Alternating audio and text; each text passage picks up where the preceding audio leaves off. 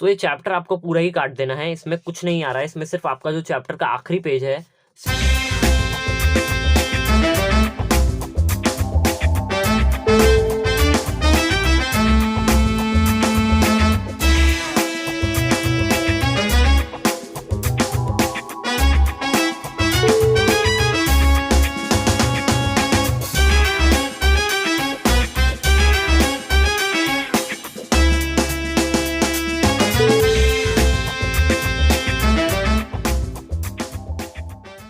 So guys welcome back to your own channel books reviewer. So in this video हम discuss करने वाले हैं page by page syllabus of history civics.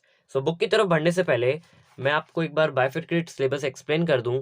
तो semester 2 में आपके civics में यूनियन एग्जीक्यूटिव की कंप्लीट यूनिट, जुडिशरी की कंप्लीट यूनिट और हिस्ट्री में द कॉन्टेम्पोरेरी वर्ल्ड की कंप्लीट यूनिट आ रही है। यूनियन एग्जीक्यूटिव में 2 चैप्टर्स जो कि प्रेसिडेंट एंड वाइस प्रेसिडेंट और prime minister and the council of ministers आ रहा है, और जुडिशरी में आपके supreme court and high court and subordinate courts वाले चैप्टर आ रहे हैं। और कॉन्टेम्परेरी वर्ल्ड में हिस्ट्री सिविक्स में 6 चैप्टर्स आ रहे हैं टोटल, जिसमें से आपको सिर्फ 5 पढ़ने हैं क्योंकि एक चैप्टर का बहुत ही छोटा सा पोर्शन आ रहा है। तो चलिए अब हम बुक की तरफ बढ़ते हैं।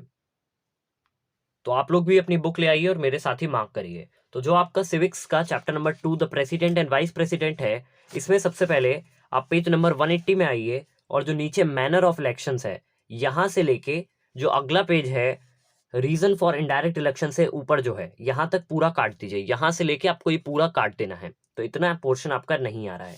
इसके बाद फिर आप पेज नंबर 183 में आइए। 183 में जो फाइनेंशियल पावर्स यहाँ ऊपर दी हुई है, यहाँ से लेके पेज नंबर 184 तक जो डिस्क्रिमिनेटरी पावर से पहले पूरा काट दीजिए। यानी फाइनेंशियल पावर्स पूरी, military powers and judicial powers ये आपकी पूरी कट जाएगी। तो इस चैप्टर में आपका इतना ही कट रहा है। तो इसके बाद हम बढ़ते हैं chapter number 3 the prime minister and the council of ministers की तरफ। तो इसमें सबसे पहले आप पेज नंबर 193 के पे निकाल लीजिए। 193 पे आपको नीचे एडमिनिस्ट्रेटिव पावर्स से लेके पेज नंबर 195 तक position and powers of prime minister के ऊपर तक काट दीजिए। यानी यहां से लेके यहां तक आपको काट देना है।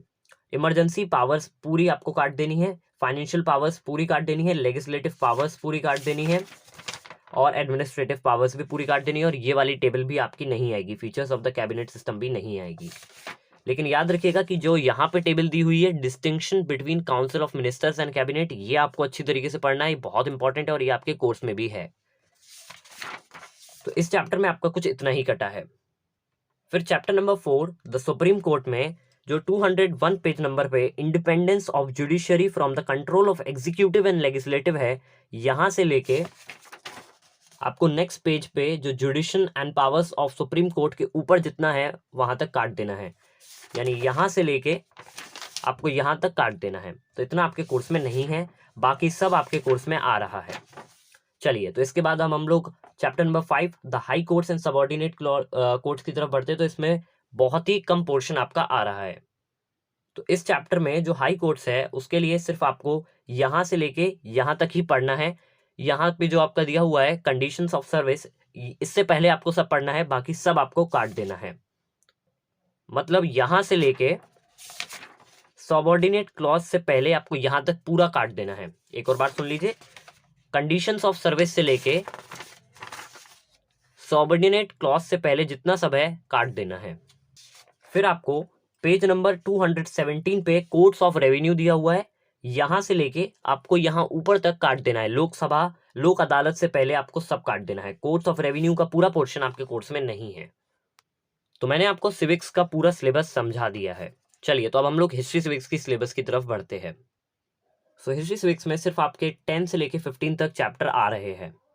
सो आपका जो चैप्टर नंबर 10 है हिस्ट्री का, द फर्स्ट वर्ल्ड वॉर, जो कि कंटेम्परेरी वर्ल्ड का पहला चैप्टर है, इसमें सबसे पहले आपको कॉजेज में नेशनलिज्म एंड इम्पीरियलिज्म पढ़ना है। यानी पॉइंट नंबर 1 आपको कॉजेज का पूरा पढ़ना है।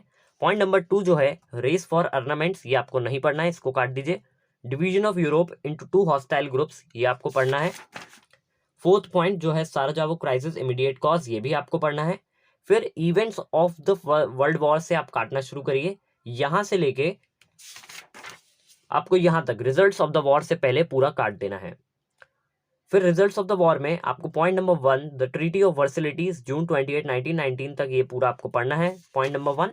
पॉइंट नंबर 2 आपको ये नहीं पढ़ना है जो कि टेरिटोरियल रीअरेंजमेंट्स है। Point number 3 formation of the league of Nations, ये भी आपको नहीं पढ़ना है। सो चैप्टर नंबर 10 में आपको कुछ इतना ही काटना था। चैप्टर नंबर 10 में आपको नेशनलिज्म एंड इंपीरियलिज्म जो कि कॉज है फर्स्ट वर्ल्ड वॉर का, ये पढ़ना है। Division of Europe into 2 hostile groups पढ़ना है। साराजेवो क्राइसिस इमीडिएट कॉज पढ़ना है। रिजल्ट्स ऑफ द वॉर में आपको सिर्फ ट्रीटी ऑफ वर्सिलिटी पढ़नी है, बाकी सब काट देना है। चलिए तो अब हम लोग chapter number 11 rise of dictatorship की तरफ बढ़ते हैं।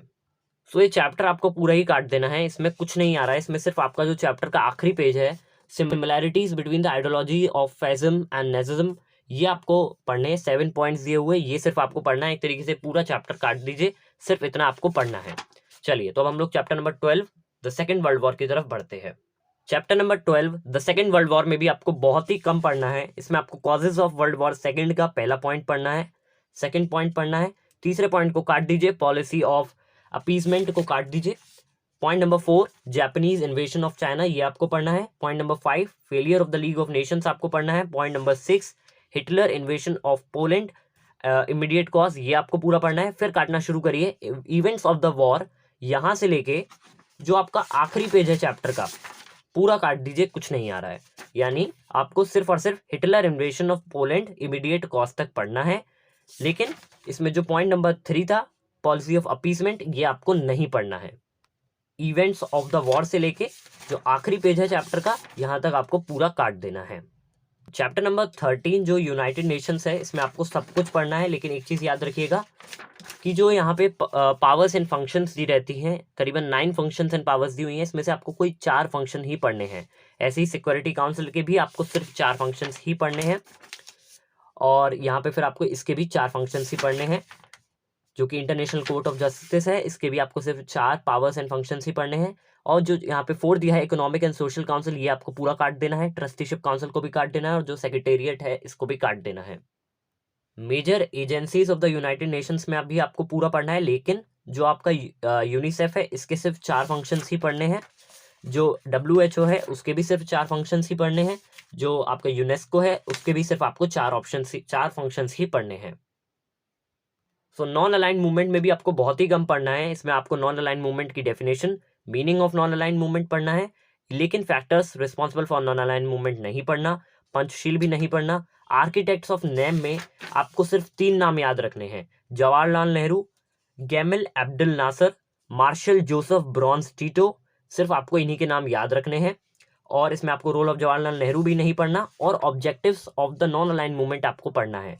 तो फिर से एक बार देख लीजिए, meaning of non aligned movement पढ़ना है, फैक्टर रिस्पॉन्सिबल नहीं पढ़ना, पंचशील नहीं पढ़ना, आर्किटेक्ट्स ऑफ नेम में सिर्फ 3 नाम याद रखने हैं। एक बार आप इसको रीडिंग लगा लीजिएगा, जरूरी नहीं है।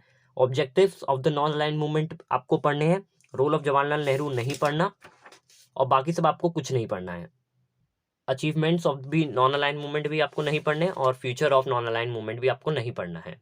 तो इसी के साथ हमने हिस्ट्री का कॉन्टेम्पोरेरी वर्ड भी अच्छी तरीके से एक्सप्लेन कर दिया है।